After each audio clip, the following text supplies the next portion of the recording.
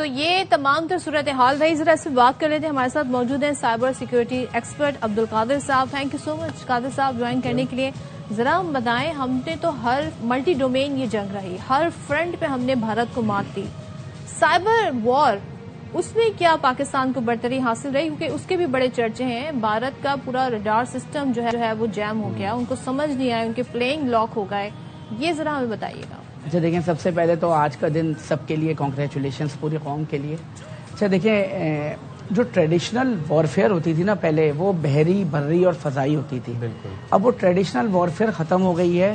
اب integrated warfare کا نام آ گیا ہے. انٹیگریٹڈ وارفیئر کا مطلب یہ ہے کہ پہلے کائنیٹک اور ٹریڈیشنل وارفیئر یا کنونشنل وارفیئر ہوتی تھی, اب سائبر اور ڈیجیٹل وارفیئر شامل ہو گیا ہے. اس کا مطلب کیا ہوا کہ بغیر خون بہائے دنیا کے کسی بھی کونے سے ایک ملک کسی بھی دوسرے ملک کا نظام درہم برہم کر سکتا ہے اگر اس کی سائبر سیکورٹی اور ڈیجیٹل وارفیئر کرنے کی صلاحیت اچھی ہے. اور یہ ہم نے دیکھ لیا ہے. اس کا بہت بڑا پروف ہے جو آپ اپنی ڈاکومنٹری میں بتا چکے ہیں. کیونکہ دیکھیں, ایک سائبر وارفیئر کے ذریعے آپ یہ سوچیں کہ کریٹیکل انفراسٹرکچر کو مفلوج کیا جا سکتا ہے. آپ پورا بینکاری نظام ختم کر سکتے ہیں, فائنینشیل سسٹم ختم کر سکتے ہیں, اسٹاک ایکسچینج کا نظام ختم کر سکتے ہیں, ہاسپٹل مینجمنٹ ختم کر سکتے ہیں, ٹرانسپورٹ مینجمنٹ, ڈیفنس سسٹم, جو آپ کی ضرورت کی چیزیں ہیں وہ تمام ختم کر دی جاتی ہے. دوسری بات کہ جو سائبر وارفیئر کے اندر جو بڑی چیز ہوتی ہے اور جو آپ نے ابھی ذکر بھی کیا کہ پروپیگنڈا کے ذریعے آپ ایسا کنورژن کر دیتے ہیں, اس طریقے سے لوگوں کے دماغ کو مینیپولیٹ کر دیتے ہیں کہ اس سے ہی آپ سائبر کی جنگ جیت جاتے ہیں. اور یہ اس وقت سب سے کریٹیکل یہی سچویشن ہے جس میں لاسٹ ایئر پاکستان کو بہت کہتے ہیں نا 10 فولڈ سکسیس ملی.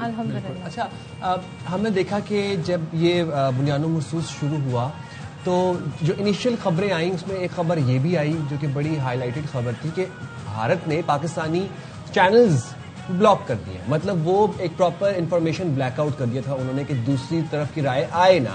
اس میں ہمارے نیوز میڈیا چینلز بھی تھے, یوٹیوب چینلز بھی تھے, انفلوئنسرز کے اکاؤنٹس تھے, انڈیویجول سوشل میڈیا, وہ انہوں نے بلاک کر دیا. اچھا, ہم نے جب سائبر آپریشن سالار لانچ کیا, ہم نے بھی پھر ان کی ویب سائٹس ہیک کی, ہم نے بھی پھر ان کا دفاعی نظام مفلوج کیا, اور ساتھ ساتھ ہم نے ان کے بجلی کا نظام بھی معطل کیا کچھ دیر کے لیے. یہ جو سالار تھا اس کے بارے میں کچھ بتا سکتے ہیں ہمیں؟ اچھا دیکھیں, آپریشن سالار, ایک بات یاد رکھیے گا اور ہمیں پتہ ہی ہے, پاکستان نا بہت امن پسند ملک ہے. پاکستان جنرلی نا خود اوفینسو نہیں ہوتا, انیشیٹ نہیں کرتا, لیکن اگر پاکستان کے ساتھ کوئی کچھ کرے تو پاکستان اپنا وار بھرپور کرتا ہے.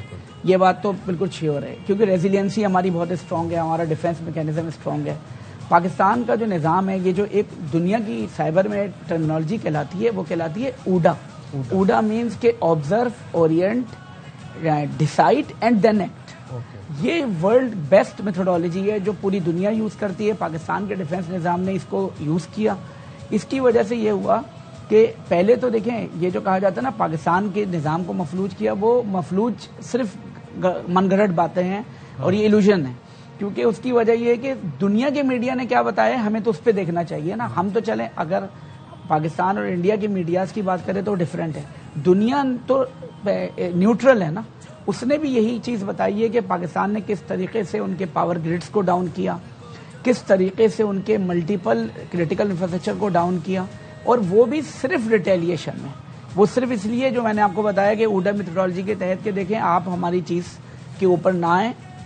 اور اسی لیے cyber warfare is very critical کہ جہاں آپ کا ڈیفنس میکینزم بھی اسٹرانگ ہوتا ہے اور آپ کی پروٹیکشن بھی اسٹرانگ ہوتی ہے. تو قادر صاحب, ہم یہ کہہ سکتے ہیں کہ مستقبل میں یہ جو سائبر وار ہے یہ ہی اب زیادہ خطرناک ہی ثابت ہو سکتی ہے. اب جدید طریقے اور پروٹوکالز کیا ہیں ویسے؟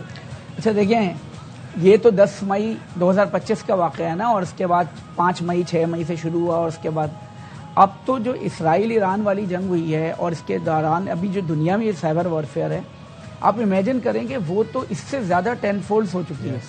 آٹومیٹڈ ویپنائزیشن شروع ہو گئی ہے. اچھا. آپ کو کوئی ٹریگر کرنے کی سسٹم کے ذریعے ویپنائزیشن کی ضرورت نہیں ہے, بلکہ وہ آٹومیٹڈ ویپنائزیشن ہے.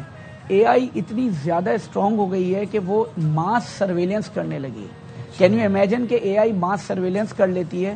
تو جو یہ وارفیئر ہوئی ہے, اور ہمیں اندازہ ہی ہے کہ کس طریقے سے 20 ٹائمز کم ڈیفینس کے میکینزم والی کنٹری نے اپنے 30 ٹائمز بڑے ڈیفینس والے میکینزم کو بھی سبوتاج کیا ہے، جو ابھی ہم ریسنٹ واقعات میں دیکھ رہے ہیں. ریسنٹلی دیکھیں یوکرین رشیا کی جنگ بھی سائبر وارفیئر کی جنگ ہے. پاکستان نے 77، جہاں تک میری نالج ہے، دیکھیں میں خود لا انفورسمنٹ سے ڈائریکٹ نہیں ہوں تو میرے پاس فیکٹس اینڈ فگر کریٹیکل نہیں ہو سکتے، لیکن ایک ریسنٹ انفارمیشن ہے پاکستان نے 77 ڈرونز کو نیوٹرلائز کیا. وہ ڈرون کوئی ہاتھ سے بیٹھ کے کسی ہمارے پرسنل نے بیٹھ کے کیا ہوگا، اس کے پیچھے سائبر سیکورٹی اور ڈیجیٹل سیکورٹی موجود ہے. اور سب سے اچھی بات ہے کہ پاکستان کے ڈیفنس میکینزم میں جو سب سے زیادہ امپرووڈ آیا ہے، اور کل سدھو صاحب نے بھی یہی بات کہی ہے ہمارے پی ایف کے، کہ پاکستان نے لاسٹ 10 ایئر میں اپنی جو ٹیکنالوجی کو گورن کیا ہے، ٹیکنالوجی کو انفورس کیا ہے اپنے لا انفورسمنٹ کے ساتھ، وہ بہت ایکسپونینشیل. یہی میرا اگلا سوال بھی ہے کہ ہمارے جو سائبر ایکسپرٹس تھے، جو ہیکرز تھے، انہوں نے کس جدید ٹیکنالوجی کا استعمال کیا؟ obviously اب کانفیڈینشیل چیزیں تو آپ سے نہیں پوچھیں گے، لیکن وہ کیا پروٹوکالز تھے، کیسے ہم نے اپنے آپ کو اتنا جلدی اتنے کم وقت میں جدت کے ساتھ ٹیکنالوجی کے ساتھ لیس کیا؟ اچھا دیکھیں، پاکستان اگر میں دیکھوں نا، یہ تو پوری دنیا مان چکی ہے کہ Pakistan is one of the leading and most talented country. تو جو ٹیلنٹڈ کنٹری ہے تو ٹیلنٹڈ ڈیفینس بھی ہوگا، ٹیلنٹڈ ایجوکیشنسٹ بھی ہوں گے، ٹیلنٹڈ میڈیا بھی ہوگا، اور سب کچھ ہے. تو پاکستان نے جو سب سے امپورٹنٹ ہے نا کہ دیکھیں پاکستان نے لیٹسٹ ماڈرن ٹیکنالوجیز اور وارفیئر کی چیزوں کو خود انجسٹ کیا اپنے پاس. ایک میکینزم کہلاتا ہے سائبر سیکورٹی میں وچ از کالڈ ایڈوانس ریکونائزنس. پاکستان نے ایڈوانس ریکونائزنس میں نا آپ یہ سمجھیں بہت عبور حاصل کر لیا.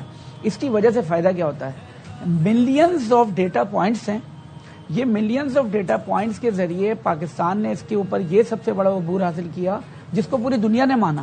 بڑے بڑے میں بتاؤں کہ Arabian, U S, CNN، BBC سب نے ان پوائنٹس کے ذریعے آپ ٹروپ انالیسس کر سکتے ہو، آپ ملٹری انالیسس کر سکتے ہو، آپ ماس سرویلنس کر سکتے ہو، آپ کسی کو جانے کی CCTV مانیٹرنگ کر سکتے ہو، آپ فیشیل ریکگنیشن کر سکتے ہو.